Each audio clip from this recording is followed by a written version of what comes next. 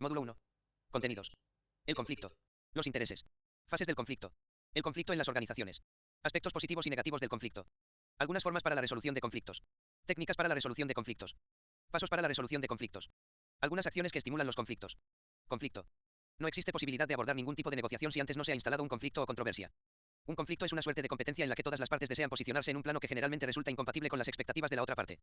Si bien existe variadas definiciones respecto del término conflicto, es probable que una de las que mejor explique el conflicto la siguiente. Consiste en un proceso voluntario, flexible y participativo de resolución pacífica de conflictos, en el que dos partes enfrentadas recurren voluntariamente a una tercera persona imparcial, el mediador, para llegar a un acuerdo satisfactorio. Las partes no están en conflicto a menos que exista interferencia deliberada y dirigida hacia un objetivo, aunque sea solo por una de las partes. Esta definición limita el concepto de conflicto a situaciones con las características. 1. El conflicto debe percibirse como tal por quienes están involucrados en él. 2. Las partes contienden porque consideran que sus intereses o metas son incompatibles con los de la otra. 3. Se encuentran ante una situación de recursos escasos y en la que solo obtendrá su objetivo aquel que logre bloquear al otro al tratar de alcanzar los suyos. La prevención, el diagnóstico precoz y la rápida actuación. Un conflicto no solo tiene dos caras, comprador-vendedor, empleados-empleadores, etc. Casi siempre hay otros involucrados que, sin estar directamente relacionados en el problema, tienen algo en común con una de las partes o con ambas, y.j. El agente inmobiliario.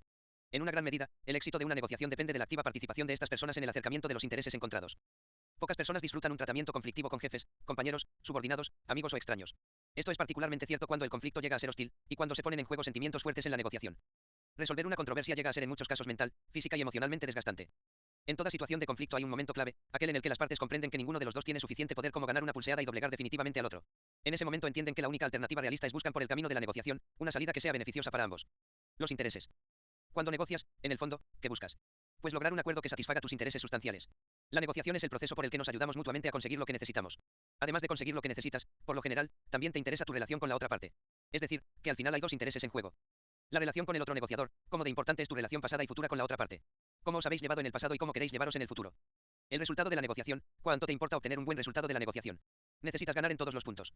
¿Es el resultado de importancia moderada para ti o importa mucho? Imagina que eres un vendedor, quieres obtener una ganancia de la venta y a la vez ganarte un cliente para toda la vida. Como mínimo, un vendedor quiere conservar una relación de trabajo lo suficientemente buena como para poder alcanzar un acuerdo aceptable y, si es posible, hacerlo favoreciendo los intereses de ambas partes. Si el acuerdo solo te beneficia a ti, el cliente no repetirá. Podrás engañarlo una vez, pero no dos. Y hablará mal de ti. Es una estrategia que a largo plazo conduce a tu propia extinción. Si el acuerdo solo beneficia a tu cliente, no repetirás con ese cliente porque pierdes dinero. Esta estrategia a largo plazo conduce a tu ruina. En cambio, cuando el acuerdo beneficia a ambos, podéis entablar una larga relación de confianza. El cliente estará tan satisfecho que querrá repetir y te recomendará. Si estás pensando, muy bonito el ejemplo, pero es que yo no soy vendedor, yo soy profesión X, entonces permíteme que te recuerde que, aunque en tu tarjeta de visita no ponga vendedor, en el fondo, estás en el negocio de la venta. Si eres profesor, tienes que vender a tus alumnos la lección y motivarlos a estudiar. Si eres científico, tienes que vender tu investigación a fuentes de financiación, tienes que vender tu artículo al editor de la publicación, tienes que vender tu tesis al tribunal, tienes que venderte a ti mismo ante el comité de evaluación. Si eres programador, tienes que vender tu código a tu manager. Y suma y sigue. Da igual tu profesión, estás metido hasta las cejas en el negocio de la venta. Y cuando quieres algo de alguien, dime. Toca negociar. Formas de negociación. Los 5 marcos básicos de negociación. 1. Marco de evasión. Esta estrategia persigue ignorar o no afrontar el problema. La inacción suele ser sinónimo de abandono o pasividad. Las partes prefieren retirarse, no hacer nada o guardar silencio. Muestran poco interés en alcanzar sus propios resultados ni en que los obtenga la otra parte. Los dos salen perdiendo por evitar la negociación. Yo pierdo, tú pierdes. 2. Marco de acomodo. Cuando se opta por esta estrategia, se renuncia a los propios deseos para satisfacer los del otro. Se sacrifica el resultado propio en aras de la relación común. Ceder implica reducir las aspiraciones propias para dejar ganar al otro y que obtenga lo que quiere. Yo pierdo, tú ganas. 3. Marco de competición. Se busca obtener a toda costa los mejores resultados para uno mismo, sin importar para nada la otra parte. Los negociadores que emplean esta estrategia conservan sus propias aspiraciones e intentan convencer a la otra parte de que ceda. Son representativas de esta estrategia las amenazas, los castigos, la intimidación y las acciones unilaterales. Esta estrategia corresponde al estilo tradicional y casi automático de negociación que todas las personas adoptan sin pensar. Yo gano, tú pierdes. 4. Marco de compromiso. Se trata de la vía de en medio, ni para ti ni para mí, la mitad para cada uno. Se divide por la mitad en un intento de reparto equitativo del pastel. Representa un esfuerzo moderado por buscar los resultados propios y por ayudar a la otra parte a alcanzar los suyos. La preocupación primordial es por uno mismo, pero buscando un punto medio, eso sí, lo más favorable posible para sí mismo. El problema del compromiso es que sigue viendo la negociación como un juego de suma cero, pasando por alto los intereses de las partes y la posible creación de valor. Yo gano, tú pierdes barra yo pierdo, tú ganas. 5. Marco de colaboración. Las partes muestran preocupación sincera por los propios intereses y por los de la otra parte. Buscan la manera de que ambas partes se marchen satisfechas tras el acuerdo. Yo gano, tú ganas. En este cuadrante se entiende la negociación como un intercambio de propuestas en el que los dos ganáis. Imponer, convencer, regatear, empobrecen el acuerdo, negociar cooperativamente lo enriquece. Fases del conflicto. El ciclo de vida de un conflicto puede dividirse en 5 fases. 1. Preparación. Sin preparación no hay resultado. La preparación aumenta tu flexibilidad, te impone cierto rigor y te obliga a un número de automatismos que se aprenden con la experiencia. 2. Exploración. Investigar, explorar, dialogar con el otro, porque para poder proponer, antes debes descubrir lo que desea la otra parte. Esta fase puede llegar a consumir aproximadamente un 60% del tiempo de la negociación. El diálogo que se estable en esta fase de exploración proporcionará información muy valiosa sobre los objetivos e intenciones de la otra parte. El diálogo y las reuniones van a permitir aflorar los puntos que os unen y destapar lo que le interesa a cada parte, así como apreciar lo que motiva o inhibe al otro, evaluando hasta qué punto lo quiere. 3. Propuesta. Una propuesta es una oferta provisional que hace una de las partes. La propuesta responde a ¿qué quiere el otro y en qué orden de prioridad? Hay una relación entre un nivel de aspiración alto y un buen resultado, es decir, quien empieza queriendo más, obtiene más, consigue mejores resultados aunque menos poder real que la otra parte. La negociación avanza cuando se intercambian propuestas realistas y se estanca cuando se intercambian argumentos, opiniones y sentimientos. 4. Intercambio. Momento clave de la negociación donde hay que saber escuchar e interpretar cada palabra del otro para detectar posible flexibilidad o debilidad. Bajo toda propuesta se esconde una necesidad, las concesiones sirven para acercarse a la otra parte y solo es posible negociar acuerdos si se hacen concesiones. En esta fase de intercambio pide antes que dar. Las condiciones antes que las ofertas. Todas las palabras tienen un porqué, y las señales que nos indican pueden ser conscientes o inconscientes. 5. Acuerdo. El objetivo de toda negociación es cerrar un acuerdo. Se negocia hasta el último segundo. Los acuerdos escritos reducen los riesgos. En las negociaciones que contienen datos y especificaciones deben plasmarse los puntos tratados más importantes por escrito hasta que lleguen los documentos definitivos. El conflicto en las organizaciones. Una organización puede lograr sus objetivos si sus miembros coordinan sus esfuerzos para lograr un objetivo común. Esto solo podrá suceder si cada individuo es capaz de subordinar a la organización una porción de su individualidad y libertad personal, cosa que es difícil de obtener sin que aparezcan en el individuo algunas percepciones de opresión, de limitación y otras posibles provocaciones de conflictos. Todo esfuerzo cooperativo que cualquier organización requiera de sus recursos humanos causará a menudo un grado de conflictos entre ellos. Con mucha frecuencia el conflicto organizacional se ha desarrollado como una lucha por el poder, especialmente si se trata de organizaciones tradicionales, en donde las únicas relaciones que se pueden considerar entre sus miembros son las que responden al esquema de autoridad-responsabilidad. Si bien es cierto que algunos tipos de conflicto organizacional provienen de lo recién comentado, otros provienen de situaciones completamente distintas y quizá mucho más importantes. En la vida cotidiana de la empresa, cada cual vive conflictos de diversa naturaleza y con diferente intensidad, que pueden responder efectivamente a diversos tipos de relaciones. Estructura organizacional. Por ello podríamos clasificar al conflicto organizacional en 4 tipos o categorías, que se relacionan con los criterios de estructura y diseño de la organización.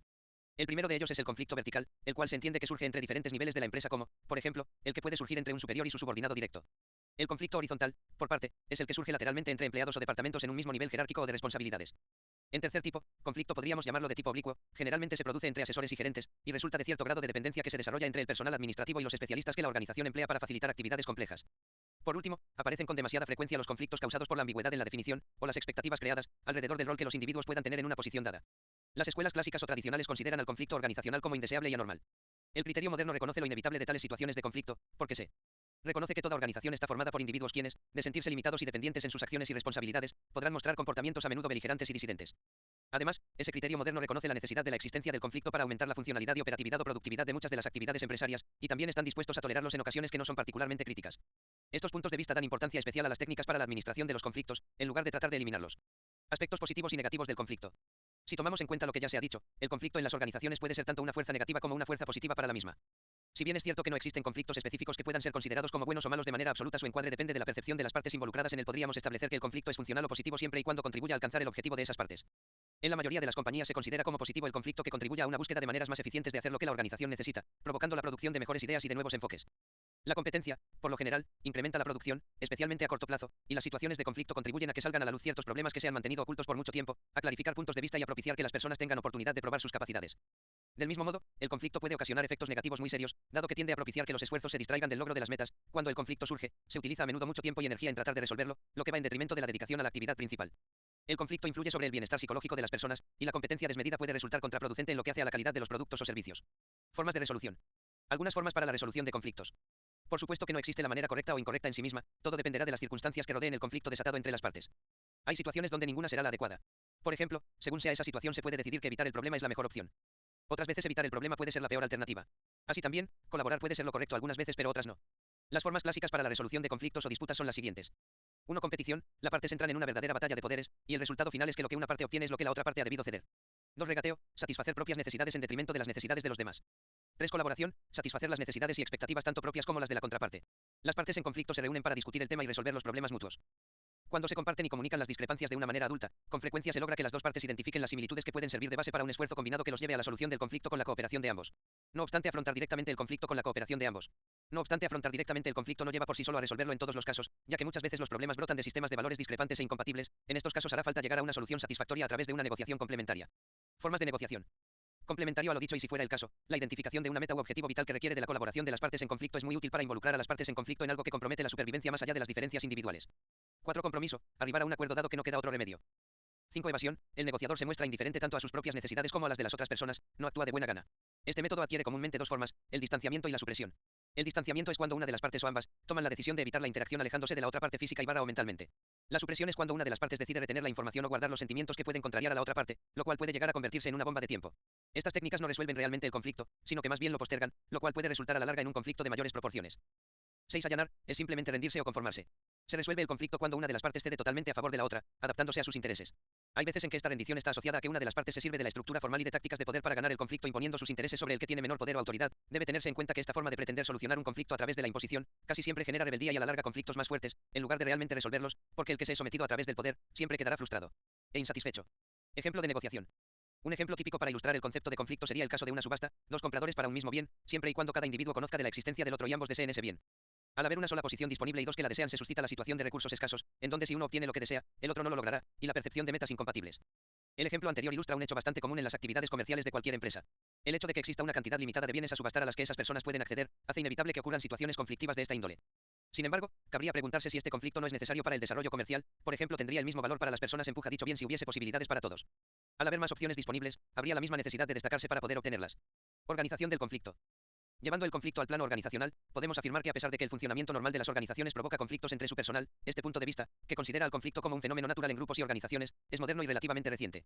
Los teóricos organizacionales tradicionales asumían que el conflicto en las organizaciones era patológico y que, como enfermedad organizacional al fin, debería de ser tratado con la racionalidad de los principios organizacionales y con una buena dosis de autoridad formal.